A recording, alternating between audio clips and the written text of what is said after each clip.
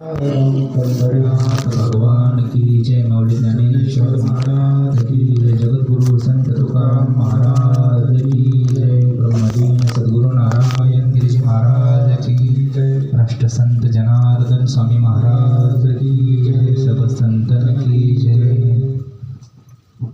गुरुर ब्रह्मा गुरुर्विष्णू गुरुर्देवो महेश्वरा गुरुर साक्षात परब्रह्म तस्मै श्री गुरुवे नमः। जयाचा जनी जन्म नामार्थ झाला, जयाने सदा वासनामात केला, जयाचे मुखी सर्वदा नाम कीर्ती। नमस्कार माझा श्री ब्रह्म चैतन्य मूर्ती। ध्यानमूलं गुरुमूर्ती, पूजामूलं गुरुपदं, मंत्रमूलं गुरुवाक्य, मोक्षमूलं गुरुकृपा। मजरत ही सद्गुरु जेने तारिला हा संसार पुरू, म्हणून विशेषात धरू विवेकावरी।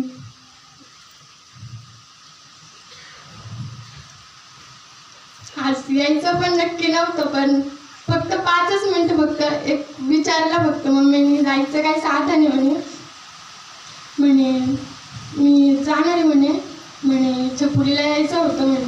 तिला म्हणा 5 मिनिटात आवडीत असेल तर चाल, नाही तर मी चाललो म्हणे।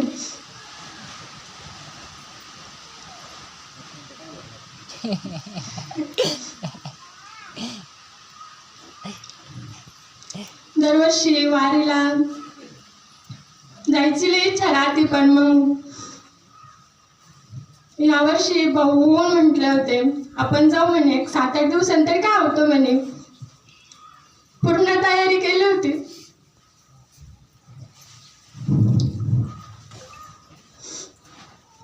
पण मामा म्हणे आपण पोरी कोणी न्यायचे म्हणे आणि नेती नाही म्हणे, आपण भाऊ नाही म्हटलं म्हणे। आणि प्रत्येक गोष्टीत जर भाऊंचं जर नाव जर म्हणजे भाऊंनी सांगितलं म्हणे, भाऊ जर म्हटलं आपण त्यांच्या शब्दात बाहेर नाही जाते म्हणे, मग एक आज्ञा म्हणे त्यांच्यावाले म्हटलं तसं। आणि असं दररोजच्या जीवनात काही काही जरी चालू असलं ना, आणि संध्याकाळी म्हणा दुपारी म्हणा जर प्रवचनाचं जर पुस्तक घेऊन जर बसला ना, असं वाटतं गोंदवलेकर महाराजांना आपलं सगळं कळतं। त्यांनी त्या दिवशी सांगितलं की सद्गुरू सांगतील तेच साधन। म्हटलं भाऊनी जे सांगितलंय तेच जर केलं तर आपल्याला हीच वारी घडल म्हटलं।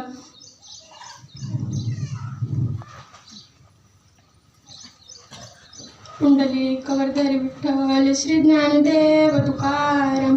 पंढरीनाथ भगवान की जय। माऊली ज्ञानेश्वर महाराज की जय।